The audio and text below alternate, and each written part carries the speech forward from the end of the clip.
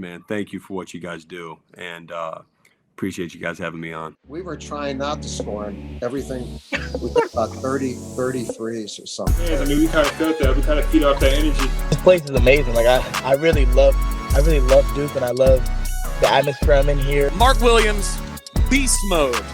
Paolo first half, he had the cramping stuff. Fair enough. Beast mode.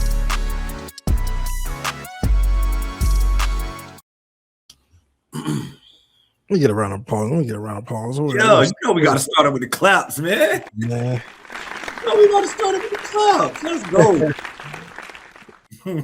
Please subscribe. If you're watching on YouTube, please subscribe. This episode is actually going up on Crazie Cast channel. So we're trying to grow that channel, get 1,000 subscribers on that channel. You'll still see it on the Field of 16 Network collab, but please subscribe to the Crazie Cast channel. We will try as much as we can to start putting out content strictly on that channel. So we are back. The Crazie Cast, another off-season edition of the pod. We obviously, you can see on, if you're watching on YouTube, there is no Russ. Russ was on a flight today while all the news is dropping. So, me and Jamal wanted to hop on, give y'all a quick episode. We'll run through the recent news. And then, I think we'll give us a little bit more time to get to calls today because, I know we missed a lot of calls the past few episodes. So we got some news today, Jamal. We got Caleb Foster. It was returning.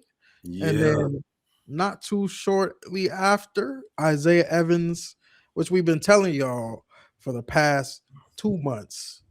Isaiah's gone, but Isaiah announced that he's entering the draft. How you doing, Jay? How you feeling?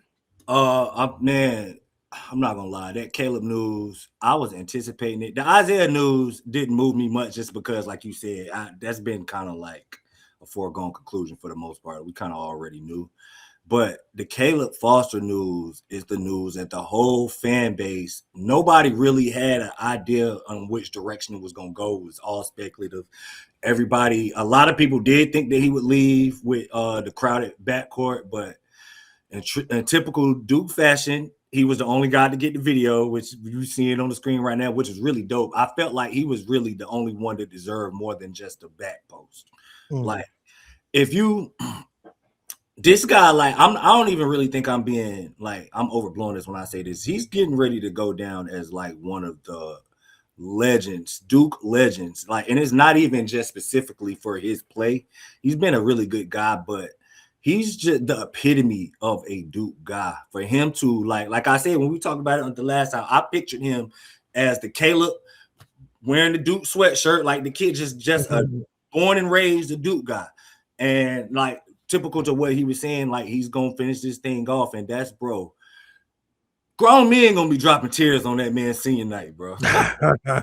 Like, people gonna drop real tears, bro, on his senior night. Like, I'm really excited for the idea of us having a 4-year guy. We rarely get it. We got it with Grayson, we got it with Jeremy.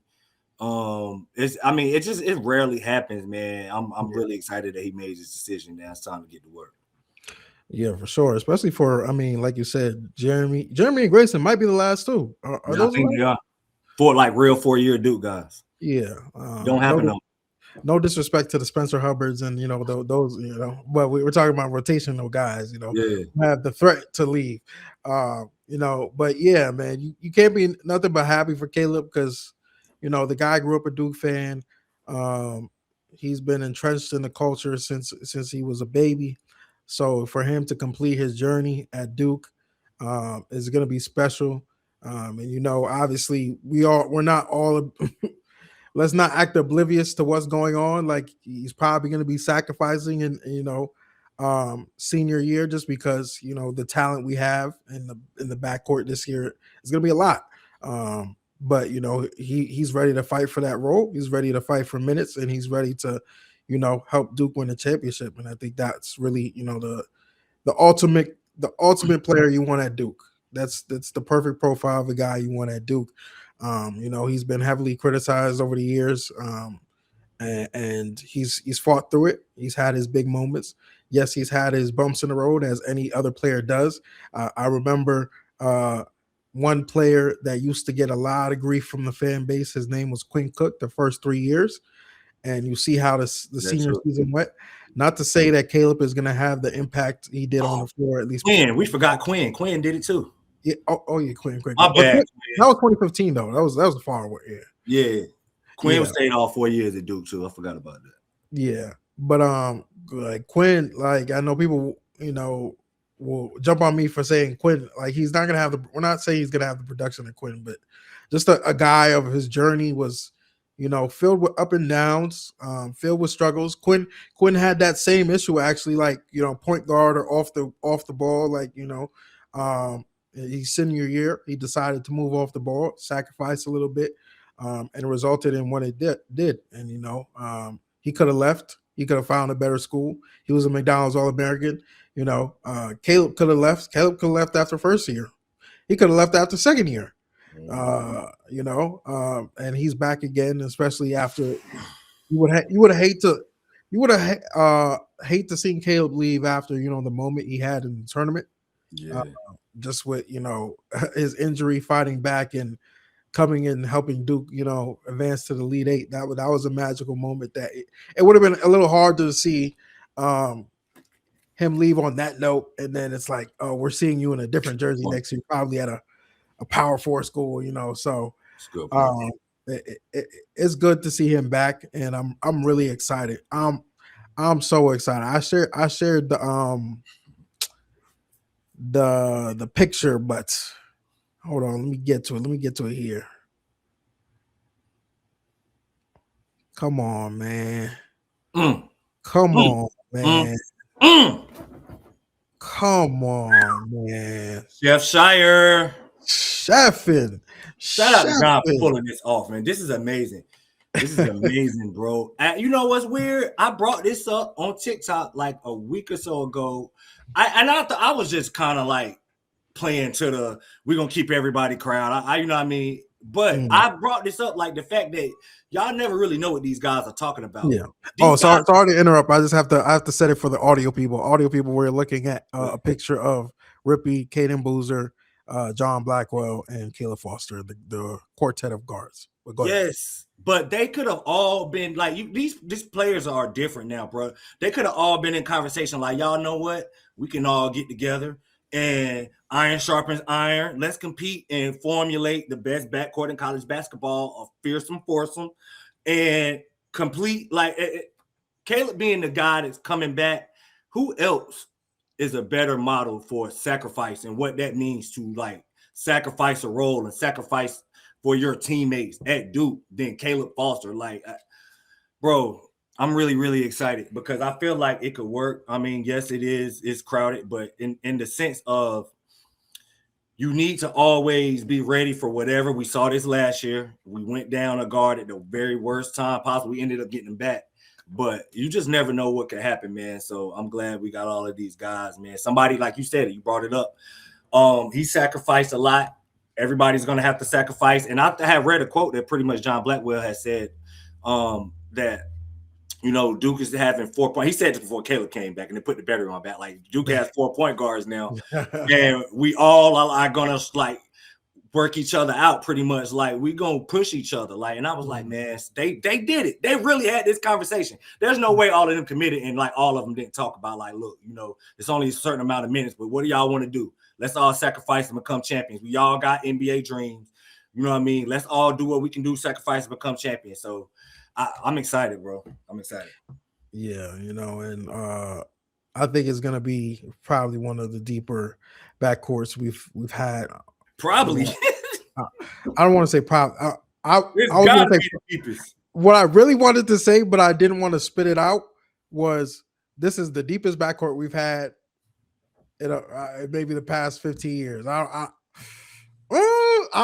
trying to think right now. Maybe the only one I want to say, and people can't. I'm not counting Cooper's team because I know people will count Cooper as a guard. He wasn't a guard. He was a forward, but he was a point forward. The Grayson Allen team, Luke Kennard, Frank Jackson. 17 was in it. Mm-hmm. Yeah. I feel like I'm missing one person for that. Matt Jones too. Yeah, that's a deep backcourt. So I can't I can't fully say, you know, they have the one up on that, but we usually don't see this. We usually don't see this. We don't see you know, the ability to start two of these guys and then bring two guys who are just as high level players and still high impactful players. You know, it's kind of trending depending on where our rosters go, and we'll talk about the rosters, like what we think about the rosters in a bit. But you know, it's kind of trending that this might be the time that John Shire plays a 9, or plays a 10. You know, maybe. We'll see where the rosters pan out. But to land these guys and, you know, obviously make them all buy in is really special.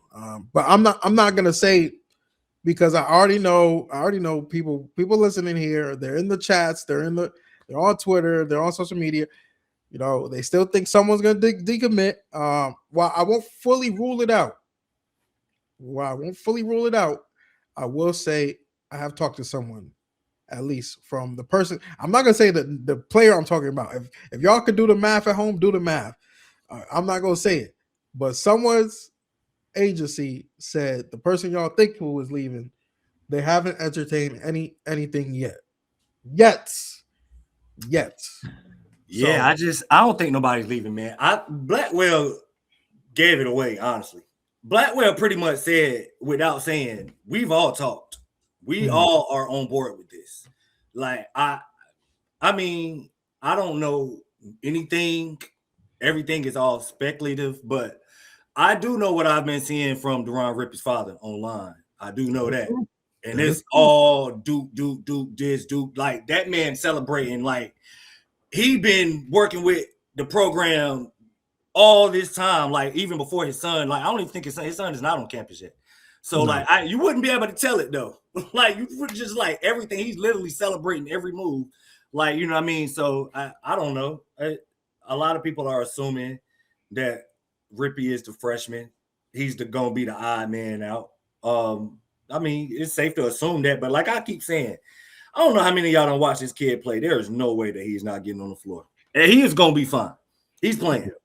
No way possible he's not getting on the floor. Now, like, I'm pretty sure we'll get into that, like the distribution of the minutes. I'm not sure of like 18 to 20, 25 minutes a night. Like, I'm sure like it might be somewhere around there.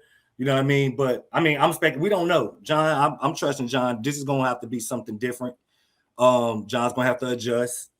And he's done a really good job of doing that every single year he's been at Duke. So I'm cool. I think John will figure it out, you know? Yeah. And I mean, at the end of the day, we saw it last year. It takes one man going down. 12. And your depth really gets tested, you know? Yeah. Both we had a guard and this center go through that this year. So, you know, I think John is very much voiced that as well, that, you know, obviously the season is not always going to be perfect. So, you know, anything can happen, and put people in a position where, you know, a guy like Caden, who we thought, okay, come March, he'll get some minutes, but he's not really going to play because Caleb is there. Caden became the starting point guard, had to play 30 minutes, had to play games where he played 39 minutes, you know? So things do happen as well. So you have to be ready for that as well. And I think, you know, that this covers all factors. But it kind of like with these guards, the quartet, like you just saw, it feels like, you know, we have a different kind of play style with each one. And I think that's really dope in itself. Like, you know, John Blackwell feels, you know, like the scoring guard, the shooter, the lights out shooter. Caden is your playmaking guard. You know, the point guard general, the point guard, pass first. Rippey is your transition downhill guard, who you just need to be playing with speed and pace. And Caleb is like your veteran, like that could play the combo. He could play off ball, could play a little bit of the point, and he could do a little bit of everything. And defend at a very elite level. And defend. Yeah, I wish Russ was here. I wish Russ was here because I can hear it in my ears right now. Can't wait Russ, for the the grades. I can't wait for the next grades. we had Almost, we had a discussion last night. Me and Russ were going back at it, but yeah. I generally feel like when people are evaluating Caleb's defense, like they're nitpicking. Like they'll nitpick a couple plays and then just use that to represent the whole, picture of him as a defender. And I know the analytics might say, "Oh, he's a net negative defender," but I know what I'm watching. Oh yeah, I didn't even know the analytics said that. They say he's a net negative. That's why I don't pay attention to that type of stuff. Yeah, I don't pay attention to it. Like I'm watching him on defense, and I'm like, yo, he's had really good moments defensively. But I know fans like to nitpick sometimes on bad plays, and then they use that to kind of make their argument, which I don't feel like is fair. But I'm glad we have these vets back. In our backcourt, Caden and Caleb, and John Blackwell as well, and then hopefully Rippy, because Rippy, I think Rippy can learn a lot from Caden and Caleb. You can learn a lot from all of them. All of them are vets. Yeah. Blackwell's a senior too. That kind of goes along with. Yeah. So I mean, it'll be good if we have a freshman guy that can kind of learn, and in the following year, you have that experience yourself to impart that knowledge to other people. But we'll come back to the rosters and how we feel. We had another piece of news today, trying to pull it up. Mr. Slim, Showtime Slim. I don't think anybody should be surprised by this, but I did see a lot of you guys on Twitter. I don't know why you just started randomly speculating that Slim was coming back because he commented on it. I don't know why people thought that was. I mean, I guess because it was taking them so long, but I don't understand why people don't got the same energy for Cam. I don't see people thinking that Cam coming back because it was taking him so long too. I don't know. Oh man. Congrats to you, Isaiah, by the way, man. Well deserved, man. Go get your money, shorty. Well deserved, man. Super proud of Isaiah. 2 years in the program. A guy who started out his career trying to find his way on the floor. He didn't play consistently. Obviously the big moment in the freshman season, Auburn going lights out berserk. That's a classic moment. But sporadically played. Some games he'll play a lot, some games he won't. Yeah. But that never deterred him. That never said, yo, I need to leave. He was very vocal about, I need to learn. I need to go through this. I need to, it needs to be rough on me for me to be, what I am, for me to grow into the player I am. It's not going to be, I don't want to be handed out everything. Like you got to work for it to be great. By the way, I love it. And he worked for it, man. He worked for it. He had a great sophomore season. I know he was broken after the loss. We all know that. A lot of them were, but I know he got probably the worst of it after Caden. It was Caden and Isaiah. Sports Center, for some reason, even jumping in on the jokes with his get a hand up account. But definitely don't want that to cloud a great 2-year career he had at Duke for sure. Yeah, I just Isaiah, man, me being from North Carolina, he was one of my favorite guys on the team. And like me watching him as closely as I did in high school and seeing him come to Duke. I hate that he didn't get a chance to win the championship here for Duke, but tremendous career, man, specifically the sophomore season, stepped into a completely different role, which I don't understand. I don't know if people understand how difficult that is to go change roles completely and to excel in it, but that's what he did. So, shout out to Isaiah, man. He has a skill set and he's a particular size that the league is going to love. He's going to make a contender very happy. Very, very, very happy. I wish my team would get in on trying to get Isaiah, but that's a story for another day. But, shout out to Isaiah, man. Who is your team? The Heat. Oh, you're a Heat fan? How did that even happen? Dwayne Wade, pretty much. I've been like a diehard Miami Heat fan since about 2004, since Dwayne Wade got there, and then I just been a Heat fan literally ever since. And Okay. me and my wife got engaged at the Heat game and everything. I couldn't Oh wow. yeah. Yeah. I didn't realize you got a Heat logo right there. I forgot. Yeah, right there. D-Wade, you know what I'm saying? That was my favorite player when I was playing in college. So wherever he was at, you know what I mean? I couldn't cheer for Marquette because I was like that locked in to Duke, but I wasn't as locked into the NBA. Yeah, that's fair.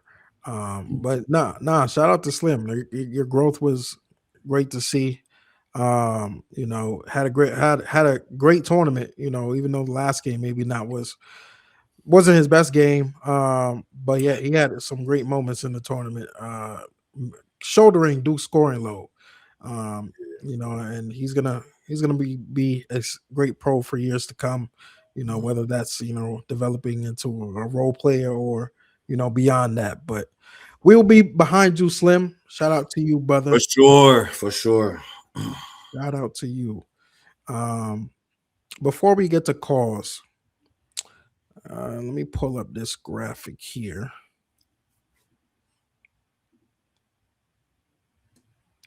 This might not have it right. Okay, there we go. Let's talk about the current structure as is. Yeah, man.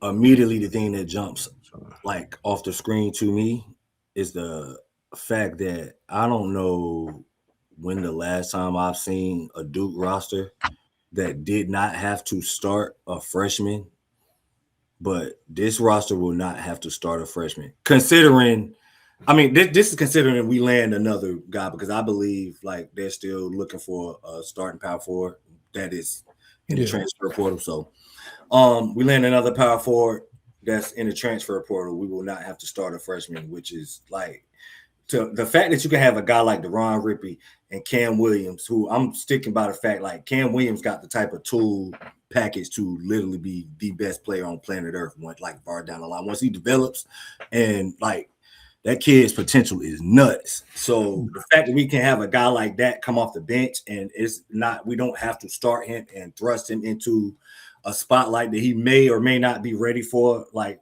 right off the rip. Because sometimes that happens. Like coming to Duke as a freshman, spotlight is on you, man. Like, what I mean? It's been guys that come in, they just don't get the chance to develop like the way that they need to, the way, what I mean? And all of these freshmen will get the opportunity to develop at their own pace, and nothing will be necessary for them as far as like, I mean, we'll still need the guys to like win games, but we won't be dependent on a freshman, which is, I don't know when the last time I've ever seen that on a Duke roster, and that is refreshing, bro. That's the one thing that sticks out about it. I think the last time we didn't depend heavy on a freshman was 2013. Ryan Kelly and Seth Curry and them. Ryan Kelly, Seth Curry. I think Mason Plumlee was on that team. Yeah, Mason Plumlee was on that team. That was the last time. And a long time ago. Like you said, right now we got two seniors, Caleb and Blackwell. We got two juniors. One is a red shirt, in Charnowski and Pat. Then you got three sophomores, and that's including Dame Sarr. I forgot I mentioned. I'm including Dame Sarr because I believe he's coming back. So that's the whispers. We'll see if it's true. Anything can happen. I didn't believe. I'll be honest. Caleb was the one I was like. Caleb was the only one I thought could have a chance of leaving. Honestly, yeah. And I was like, up until last night, I was like, yo, I think he might be gone. Caleb. Other than that, I think everyone was pretty much like it was written. And I feel like Sarr is kind of written already that he'll be back. Sebastian Wilkins also commented on I think it was Caden, not Caden's post, Kayla's post, that we ain't done yet. So yeah. Let's go. I think it's clear Dame Sarr. It might happen as soon as tomorrow. We'll probably be coming back. So factoring all that in, we have a bunch of sophomores coming back, a couple seniors, a couple juniors. So yes, this will be one of the most have experienced teams we've had in the past decade, maybe the most. And I think, in this age, and especially how we experience the past 2 seasons of people saying, "Oh, you guys have been great, but in the tournament you have freshmen and you can't win." Well, you can't use that excuse next year. So, Got a perfect blend of all three: freshman transfers and retention. right. So, I'm excited. I like what we have building. It'll be very interesting to see. I think a couple wild cards that, as we have it now, are Sebastian Wilkins and Bryson Howard. Yeah. Because I think from this, let's just think hypothetically of what we have now. And I'm sure people are going to call in about asking about minutes too. So we'll get to that as well. Hypothetically, what we have now, the starting lineup is Caden Boozer, John Blackwell, Dame Sarr, Cam Williams, and Pat Ngangwa. That leaves your bench to be Rippy, Foster, that's crazy, Howard, Wilkins, and Drewski. So that Are we going to John Calipari this thing? Is that where this conversation is going? 5 if, in, 5 out. that's what depending on Wilkins and Howard, and how ready are they? Wilkins is the one that I'm very intrigued on. He's a 6'8" wing, long, good athlete. Could shoot a little bit, but not the best shooter. But I think if he's steady defensively, he's gonna be on the floor because he's 6'8". Mm-hmm. And then Bryson Howard, really good shooter, good athlete. Probably not the best at putting the ball on the ground right now and creating, but still effective. As a 3-and-D guy, I feel like, if he's hitting threes and he's defending, he got to be on the floor, right? Bryson Howard's a pro. Bryson Howard and Deron Rippey are two other freshmen, which I honestly, I cannot wait to see the minutes distribution breaks down how John does this, because I cannot see a world where Rippey, Howard, or Williams are not getting at least 15 or 20 minutes a night. But I'm trying to keep it on the low end. That's the thing. I don't have the numbers in front of me to crank it down. Yeah, 15 to 20 might be hard. Those guys are unique. They all bring a unique skill set that's necessary. With Cam Williams, it's the defensive versatility and literally being able to guard 1 through 5. He automatically steps into college basketball as one of the best defenders in the nation. Automatically. That's a hot thing. It is what it is. I stand out. That's right now. That's the one area that I know that he's gonna hit the ground running from day one on that end. The lack of physicality may cause him to struggle on the offensive end, even though I like his skill set. He's a really good shooter, really good tough shot maker but it's literally tough shots, jumpers, spin turnarounds, stuff like that. But he's a really fluid athlete though, extremely athletic. So a guy like that with that type of length and athleticism, how does he not get at least 15 minutes? You know what I mean? Yeah. You see what I'm saying? Same with Rippey. With a guy with that type of change of pace and ability to create in the paint for a guard, and his ability to guard at the point of attack, how does he not get the minutes? The way that Bryson Howard can shoot the basketball with range, and that's a skill set we're gonna need. The one thing that we discussed this on this show, that where we the question marks might come in for this team, is the shooting. Where does the shooting? He is one of the guys that's gonna be called on for the shooting. So I don't know, man, how he's gonna. I have a hard time seeing him do a 5 in, 5 out type thing, but there's a lot of guys that deserve to get real minutes on this roster. Yeah. So I don't know, man. This is a good problem to have. I do know that much. No, it's definitely a good problem. It'll be interesting because, like you said, we know Duke is looking for that. Is still looking for that starting 4. Obviously, the big name is Allen Graves, but we'll see where that ends up. There's a lot of conflicting rumors out there. Yeah.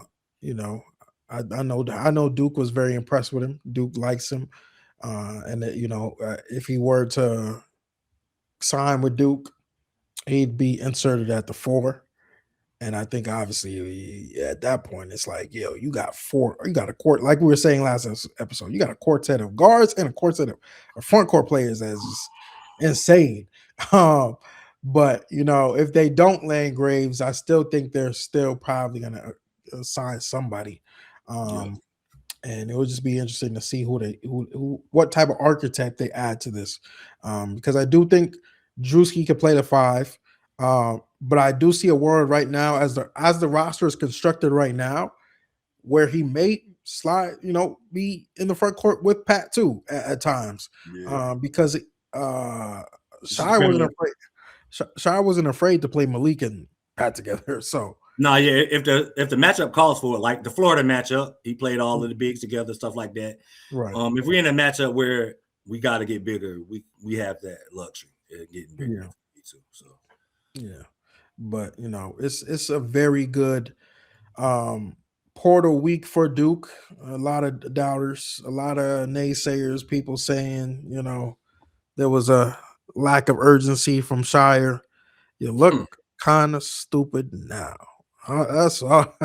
You're looking kind of stupid now, man. So I'm gonna do the same thing next year too. Every year, man. It's just like you're gonna continue to do this. The man has given you a reason not to panic. So don't panic, man. But regardless, as this roster is currently constructed without any other additions, just factoring in none of those as well, not factoring in any of those as well, this is still a top 5 roster, a top 10 roster as currently constructed. So anything adding to this is just going to put Duke over the top. So enjoy it, Duke fans. We are spoiled. Obviously, we got to get the job done. Of course, but we are spoiled for sure. Definitely. But let's jump into calls. We'll take try to get to all y'all calls because I know a lot of people called in. Hold on, give me a second. Let me get this on the screen. Oof. A lot of anonymous people. This is yesterday. Okay, let's start with Seth, man. I told everyone to keep it under 1 minute, and it looks like you guys did the job. This is why I love y'all, man. Simple instructions. Get right to the point, y'all. Let's go. Okay, Seth. Just blank as it can be. Okay. Oh, the audio not playing? No, it's just going. Oh, wow. That was my mistake. I think I muted the Oh, so you hear audio? Yeah, I was listening. I thought it was playing. No, we couldn't hear it. I couldn't hear it. Awkward. I was like, why the hell Steph call and just leave the phone running like they didn't say nothing? It's gonna be a little awkward for the audio. I'm just gonna be sitting there. It's gonna be dead sound. My bad, y'all. Okay, here's Seth. Let's go. Caleb Foster's back. He's got such a big heart, man. I just want to ask y'all, how do you think this rotation is going to work? Do you think, because I feel like I don't see Caden or Rippy playing the 2 really, but I don't know. I feel like Blackwell's going to get most of our minutes, but then what's Foster going to do? Like, we just have so many things, but I feel like that's a good problem. So I just want y'all's take on that. It's quite simple to me. It's not even really that hard. 2 point guards, Rippy and Caden Boozer.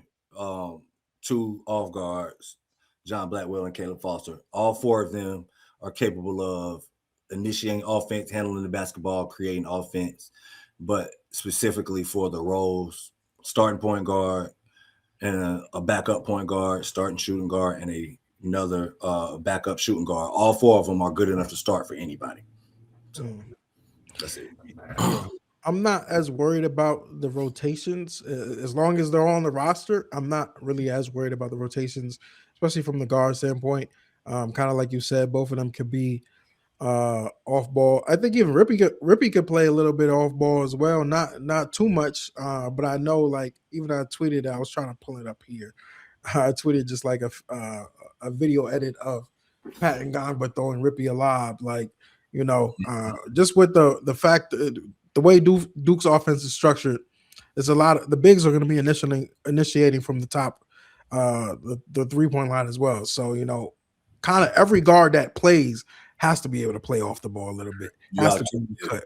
So there will be, I feel like a lot of opportunity for all 4 guards to play. Now the only issue with the rotations is if someone's playing really, really well and you can't take them out. That's where it's like, but that's a good problem to have. Yeah, that's one of them things. Like you ride the hot hand. Like that's what I was saying about. Like this will probably be one of them situations where this team is balanced enough that, all right, it might not. Yeah, we'll have like an idea of who's getting what, but the minutes could potentially vary from matchup to matchup depending on what's going on. Yeah. We have that luxury with this lineup. So and I will say I do think we'll see at points a 3-guard lineup, whether it's Caden, Caleb, and Blackwell, or Rippy, Blackwell, and Caleb, or Caden, like however, because there's a lot of talent we have to play, and we do have the luxury of hopefully having a big enough front court where you can kind of sacrifice a little bit on the wings with size. And Caleb can guard up a little bit as a bigger guy. John Blackwell, although he's not tall, he's a wider guy, stronger guy. So well capable of probably checking some of the threes in college basketball as well. But because you have possibly a 7-footer and a 6'11" guy, or 2 6'11" guys, whatever you want to say, and then another 6'9" guy with length. And then if we add another starting power forward, that might be 6'9", 6'10", you could get away with 3-guard lineups a little bit more. So John will get creative with it. Whoever belongs on the floor and is defending will be on the floor. Exactly. Next caller, 5 seconds anonymous. If you're just saying DDMF, that's probably what it is. That's what it is. CFOS, we ain't worthy. Put that man's jersey in the rafters. Okay. I like that. My bad for telling you short, shorty. I apologize, anonymous. Anonymous, I don't have your name, so I'm not gonna apologize. I don't know who you are, but shout out to you. Go, anonymous. Jersey in the rafters, though. You got to win a National Player of the Year for that. I did see a tweet today that asked me, like, if we win a national championship, do we retire Caleb's jersey? Relax, bro. I know. I said this, like I said, he's literally gonna go down in Duke history as one of the greatest Blue Devils ever. And it's like he'll probably be like not the least talented, but as far as like the least acclaimed, the least amount of accolades, but love. Yeah. That amount of love, like he's gonna be one of the Duke guys that people talk about 50 years down the line. Like Duke legend forever, man. I need that moment of him hosting that trophy, man. Me too. Shout out to Mark, our guy Mark. Hey guys, you would think after the last couple of off seasons, people would learn to stop doubting John Shire. I mean, it seems like it's the same song and dance every year of, Shire's not doing anything, and then he goes out and pulls in a tremendous roster. This backcourt is about to be just absolutely ridiculous. Not only talented, but just so mentally tough.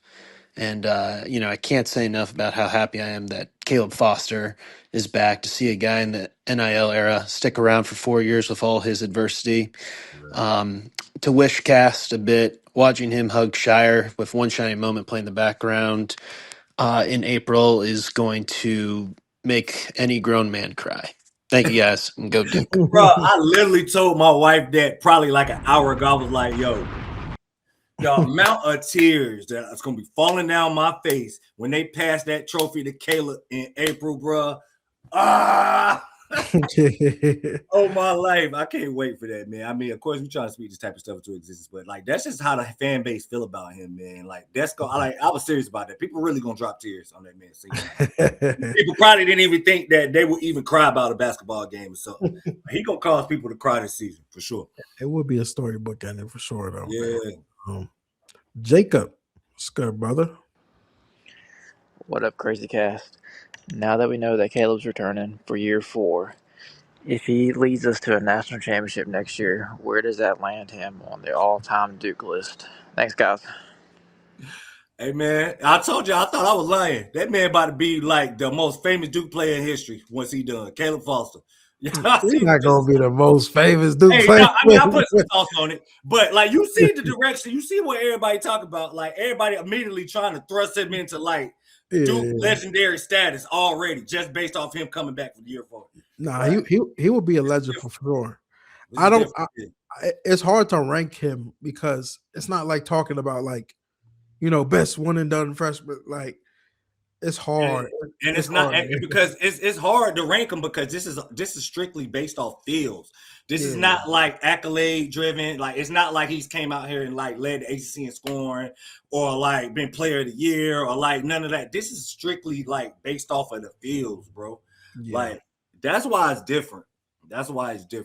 Yeah, I will say, and it's hard to say he led. He won't lead the team, but he'll be a leader. He'll be the leader of the team. He will be the leader of the team, in my opinion. The vocal leader for sure.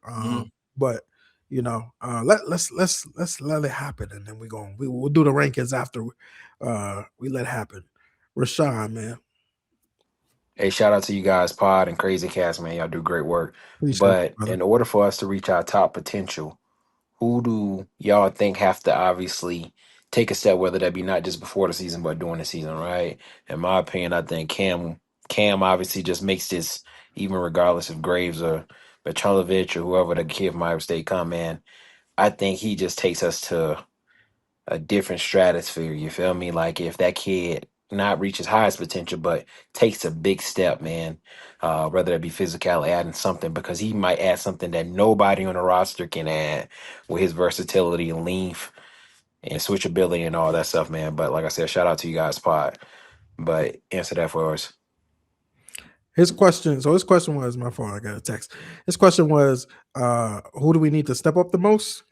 Like who do we see taking like the biggest leap? Or who do we think needs to take the biggest leap, pretty much, as far as like us reaching our max potential? I'm assuming that's what you're saying.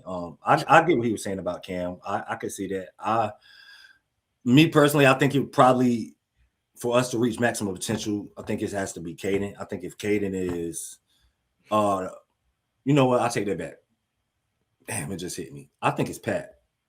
I think it has to be Pat. I think if Pat becomes a legitimate, like, which we all believe he can be, but I feel like it's just kind of like the same thing with Isaiah.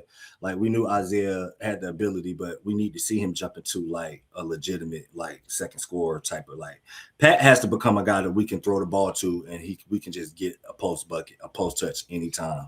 The only difference in this roster, as talented as it is, and the difference between this roster automatically, or what I see in the past two rosters, is the past two rosters had guys who could get buckets around the rim whenever they wanted to, and Coop and Cameron Boozer. You know, anytime they wanted to, they could get a bucket around the rim, and that led to high efficiency numbers, and that's a trickle down effect.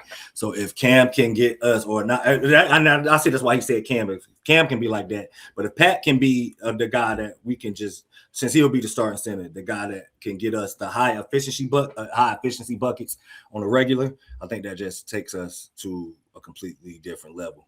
But you know, it's hard. It's hard for me to say Cam needs to take a leap because we don't know what he is right now. So like, I won't put that on Cam. I like Pat as an answer. I like Caden as an answer. I really feel like you can't go wrong with any of the sophomores returning. But I honestly like, just to be different and answer the question. If Dame takes a step with, number one, his efficiency shooting the ball from the outside. And his playmaking ability and slashing ability, his ability to finish at the rim. If he takes that step, then Duke is gonna be so scary next year. Like just, you already have the sniper and scoring guard in Blackwell. You have the table setter in Caden Boozer, who, like I said, if he just adds a jumper next year, his game is complete. And Pat is still, even what we saw from Pat this year, if we got a version of that, just a little bit on higher volume, it will still be really good. But if Dame's the guy that that he's coming back, and we all know he has to develop a little bit more for him to be a high level player. Like Caden and Pat currently constructed as they are, as the players they are right this moment, are really good players next year. Dame is like the guy. He's a good player because of his defense. But the offensive side of the ball, if he can just, no one's saying he has to start ISOing and hitting step back threes, although he did hit a step back. I'm about to say he was doing it at the end of the year last year. But if his confidence attacking the rim and he starts finishing at the rim, and obviously provides another ball handler on the floor in addition to his defense, and then most of all hits your open threes consistently, I don't know how you stop Duke at that point. I don't. So I'll put Dame there. Yeah. Another anonymous. Y'all just scared to put your names. Hey, what's going on, fellas? You guys do a great job. Appreciate all you do. Appreciate you. I just wanted to see what you guys thought about what Duke's going to do with that 4 spot. Sounds like the Graves kid is either going to go to LSU or to the NBA. He's projected to be about lottery to end of the first round. Think he's going to leave, so I don't think they're going to get that Iowa State kid either, who can shoot the lights out. So wanted to see what you guys think they should do with the 4 spot.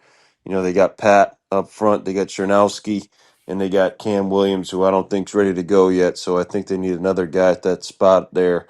Let me know what you guys think. Appreciate you. One thing I do want to just stop, because I feel like it's growing a little bit too much. Why I don't think Cam Williams is obviously Cam Boozer or Cooper Flag, or I honestly don't think he's even Vernon Carey in terms of like a guy he's going to give you 17 and 8. I still think he's going to be a very good player. Like when people say I don't think he's ready yet, I feel like that's an exaggeration.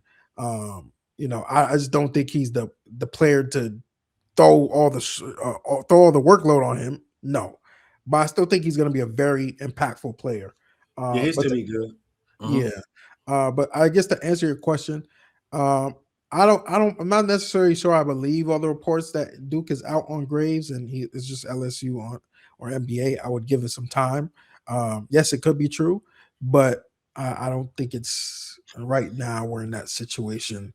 LSU was obviously like a heavy competitor because he has a connection to Will Wade with his family. Very strong connection that Duke has to be, but we'll see. If Duke wants him and he's coming back to college, they'll be in the running. Yeah. But yeah.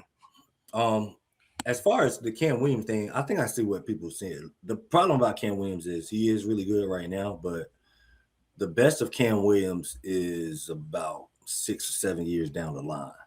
100%. Yeah, so we're not going to get to see peak Cam Williams, and that's going to be the problem because everybody can see the potential, and I think that's what everybody's saying. Like, we see the potential, but I don't think he's ready to reach his potential yet. I'm fine with Cam Williams playing at 4. I would love it if we didn't have to start a freshman. I think Cam Williams, by the season's end, would be fine, would be in great position to give us everything we needed to compete for a championship. So I'm really fine. Like, adding Graves or anybody else, y'all do realize is kind of being greedy. Like, it is kind of being we're fine if Cam Williams has to start at the power forward position. That's the greed they warn you about in the Bible. It's got like it really is like it's really kind of being greedy at this point. I don't mind it now. I'm gonna be greedy right along with y'all if say you want to come, but it's not a necessity like everybody think it is. I think it would be really dope, like I said, to have a starting 5 with no freshmen. I really kind of want that now that I'm thinking about it. So I hope that the Graves, if you believe all the rumors, John Blackwell would have never came to Duke. So. That's facts. And Milan, yeah, I feel I'm less confident on Milan. I was always less confident on landing Milan. So, I could see that. And if Graves doesn't happen, I'm sure Duke will be in the international. I've heard there is a chance they could go international as well, which will open up a new type of portal that, you can land the diamond in the rough that people didn't know about it, which Duke is very good at. So don't be surprised if you just see a random name you never heard of pop up on the radar. But we'll be fine. We'll be fine. Absolutely. Next caller, D. It's 5 seconds. Hopefully it's not a DDMF. It's calling from Mississippi. Who do y'all think the starters will be? I think he said, who do we think the starters will be? Okay. Initially, I don't know. I'm gonna just say Caden Boozer, John Blackwell, Dame Sarr, Cam Williams right now, since we don't know anything else, and Patrick Gumbo. Yeah, I'm pretty sure that's the only lineup you could pretty much have at this point. I know people have talked about, at least on the I've seen in a couple group chats, like Caleb's coming back. Is he starting? I wouldn't put my money on that right now. Honestly, I'm not even sure how much of. I don't think he's gonna be out the whole off season, but his recovery, he's still recovering. He had a boot on. He got a boot on. He had a boot on right now. Yeah, you got a boot on right now. Yep. And I'm praying nothing was worsened from coming back too soon. But I'm not sure how much of the summer he's going to be available, but we'll see. But Duke has plenty of guys that can start, so maybe we got options. Yeah, man. Maybe we might have 7 starters, 8 starters. Sam. A long, drawn out call. I just want to say I'm glad Caleb is back. I won a championship for him more than any player that I've wanted for Duke in a long time. So I'm glad he's back. Let's get this next season going. DDMF. Shout out to you, Sam. Did we play Russ's Bucket Hat? Did I play that? Nah, I seen you scroll past. I was like, I thought you was going to make you get it that one. Oh, nah, my fault. I played Rashad, right? Yeah, I think you played him. Okay. All right. First of all, thank you guys for all the off-season pods you guys are doing. I need all the Duke basketball content that I can get this time of year. I remember a few years back, you guys did like a minutes breakdown projection. I'm just interested to hear y'all's thoughts on what that would look like this year. I know it's kind of a guessing game since the roster is not fully formed yet, but just want to get your guys' thoughts there and see what you guys think we can do with this roster. But I'm so excited for this season and can't wait to see what this roster ends up looking like. Duke. All right. I'm really bad at math. I have no idea how to distribute the minutes, but just like basketball knowledge and knowing what players should play, I think about 30 for Caden, 30 for Blackwell.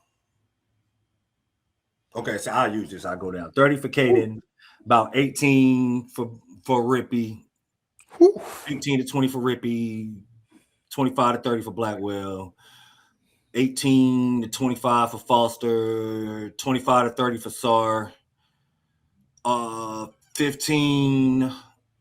10 to 15 for Howard. That might could jump up. I think Howard's the nipple in this class and the one that he's going to be better than people think, but that's a story for another day. 15 to 20 for Williams, 10 maybe for Wilkins, 25 for Gamba, about 10 to 15 for Sharnowski. So I don't even know if that's like how you can figure it up actually, but I'm just like, this is what this guy should be playing. That's just my Yeah, that's too hard. I'll go with whatever he said, but because I'm not doing that math in my head. Yeah, I don't know. Like, I don't know if it adds up perfectly to like it's this many minutes. You know how the analytic nerds gonna come for me in the comments. Yeah, it's this many minutes, and I don't know nothing about that. I just know about this guy he should be on the floor for 25 minutes if you want to win a game. Type stuff. Yeah, I will say my hot take from that is I think Pat will actually go down in minutes next year. Okay.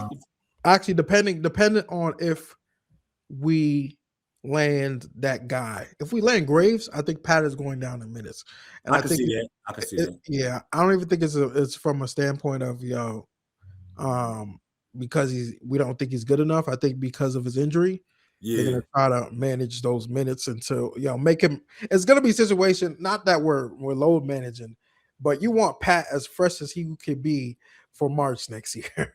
I can see that. My whole line of thinking with that is I think part of Pat coming back is to prove to the scouts that I am this guy that can give you consistently 25 to 30 minutes in the night. I think that's one of the questions that he probably got in his feedback. Like, yeah, we like your skill set. We like what you bring, but foul trouble problems, injury problems. Can you give us consistent stretch of basketball? And I feel like he might be on a mission to prove. I don't know. I'm just guessing with that. But yeah, I mean he that's might be on fair. a mission to prove, all right, I am a 25 a minute night type of guy. Like, you know what I mean? Who can stay on the I field. still think that can happen. Like what you just said could happen. But I feel like also with a team like this, they're gonna blow a lot of teams out. So in the game, Facts. in the blowout games, he Facts. is like, "Oh, Pat, we're gonna pull you early. Like you're Yeah, not. that's true. That's a good We're point. not gonna waste you on this That's a good game." point. So it could like just end up affecting the numbers. But we'll see. It's very hard. It's hard for us to do, especially with not having a final roster now. Maybe when we have the final roster, that's something we could sit down and break down a little bit. Mm-hmm. All right. Making sure I didn't miss Rashad. I'm just playing this just in case. Hey, shout out to you guys, Pod. Oh, you did play that. All right, Tyler. Hey, just calling in, huge fan. First time caller. Yo, I'm so excited for this season. I think we're gonna be great. Um, is this the deepest Duke team ever? In you guys' Oh, opinion? You already? knew it was coming. You knew it was coming. It's one I of them. think it might It really be. is. It really Let's is one. fucking go DDMF. Nah, I mean, we are in a sensationalized era. Like everything is so knee jerk. Like so, people gonna be saying stuff like that. Yeah, but yeah. the reality of it this is in the conversation for sure. One of the deep. I'm 42, bro. I haven't seen many like deep Duke rosters where I don't know, like literally everybody on the roster deserves minutes. The entire roster deserves real like rotational minutes. That's rare to see. So I don't know. I've seen a couple of deep Duke teams. Yeah. It's hard for me to say just because I know we always kind of say this for the most part in the off season, and then it just works itself out. Like I mean, a lot of people going into last year thought there was no way Darren Harris would get minimal minutes. Like he had to be in a rotation. That's like, true. That's especially true. especially I think John Rothstein went to a practice in the offseason and said, "Yo, Darren Harris might be starting this year." It's like, oh wow, you know, and it just didn't work out because the defensive end and obviously who was in front of him, and you know that's why I said Howard and Wilkins are kind of wild cards because you know you could see it going both ways, like they get the Darren Harris type minutes or you know, they're both defending at a high level and they're both in the game playing, you know, they're playing the Nick Amenia tournament minutes, you know. So it depends. It's hard to say. It's hard to say right now. But I will say if we get Graves and add it to this roster and nobody leaves, you have it's a little bit more even of a like, okay, we can't even argue it now. Conversation. But we'll see. We'll see. Next caller might be the last caller. Hold on. Isaiah Evans season. Derek. He was mad. I saw on the Twitter he was mad because I said under 1 minute. I mean, for real. I know you been said it like he says like calls. Damn, bro, you can still call in. Just keep it short. Well, you sent the 45 seconds today, so we appreciate you, brother. Let's go, man. What's up, Crazy Cast? Derek here. What an off season it's been. You know, it's been a lot of fun seeing what the roster looks like, and I'm super excited for next year. I just wanted to get your guys' thoughts on like how you think the lineup will play on night one. Obviously, things are going to change throughout the year. You know, injuries are going to happen. People are going to get sick. Foul trouble always happens. You know, so each game will be different. But what do you guys feel like it will be night one starting lineup and like the rotation? And by ACC play, what do you think will change squares, or if you think it will be the same? And my last thought is, what do you guys know about non-conference schedule? If you guys heard anything, any big games coming up or what? I'm just excited to, you know, get started on next season. It's going to be a long summer, and I can't wait. DDM up, maybe let's get 6. Oh, yeah. Well, first, we both already said our starting lineup, but we'll get to that question again. The non-conference, I'm hearing some UConn whispers. I heard that too the day before Thanksgiving or the day after Thanksgiving, somewhere around there in Vegas. Yeah. And then I also heard possibly Michigan again. Cool with that. I just want UConn. That's the only team I was like, I don't care. I don't give a damn who we play, bro. I don't care where we go. put UConn on that schedule, man. No, It's UConn gotta will happen. UConn will be fire, and all these guys play with Nick too. UConn got to happen this year. This is the year for it to happen for sure. With how the season ended last year, and then Nick, it's got to happen this year. Yo, I'm telling you, that would be some. Hey, Caden is gonna go crazy that game. I know. Caden, not UConn too. I hate UConn so much, man. I need that one, man. I need that. Oh, yeah, man. I saw that today. I haven't. I mean, of course, nothing is. You know what I mean? I guess they still kicking tires around. I don't even know how the validity to it, like if it's like, you know what I mean, serious or not. But put the battery in my back. I want to see it. Yeah, I mean, we do have Michigan State. That is a lock. The Champions Classic. I don't even think Michigan State will beat. Oh no, they got people back though. They did get people back. I'm pretty sure they got everyone back. Iffy is hitting the portal. I saw that today. Oh yeah, Ugo Chuko. Yeah. Is Cam Carr a senior? Was he a senior this year? Yeah, right. Not Cam Carr. You talking about Cohen Carr? Cohen Carr. I don't know if Cohen Carr was a senior or not. I hope he was a senior, bro. Get out of here. I'm tired of. He was a junior. Yeah. I don't think none of playing that dude, bro. Yeah, I don't know. Tired of playing that dude. I'm sick of him going another lie. He began the belt from Duke anyway, but we'll definitely have Michigan State, so that'll be a good matchup. Jeremy Figures rematch. I don't know where the Champions Classic is this year. Might be MSG. Yeah, I haven't heard where it was at neither. Oh no, I think it was MSG this year. Chicago. I think it's Chicago next year. But yeah, we'll see. I think I heard some whispers that the non-conference schedule should be dropping, or not the whole thing, but some matchups should be dropping in the next few days. Okay. So, we'll see what we can hype up out of that. And then back to your other question. I know we already said our starting lineup. To me, if I had to label a 6-man right now, it's gonna be Caleb. Yeah. That would be the 6-man, like the first guy off the bench every game. Yeah. So I agree. But as without all the other roles, I don't know. It's too early. It's too early. I don't want to put anything out there and then it goes cold already in a week because we have someone different on the roster. So, but it'll be fun. It'll be a fun team. I think right now we're in a very good situation. We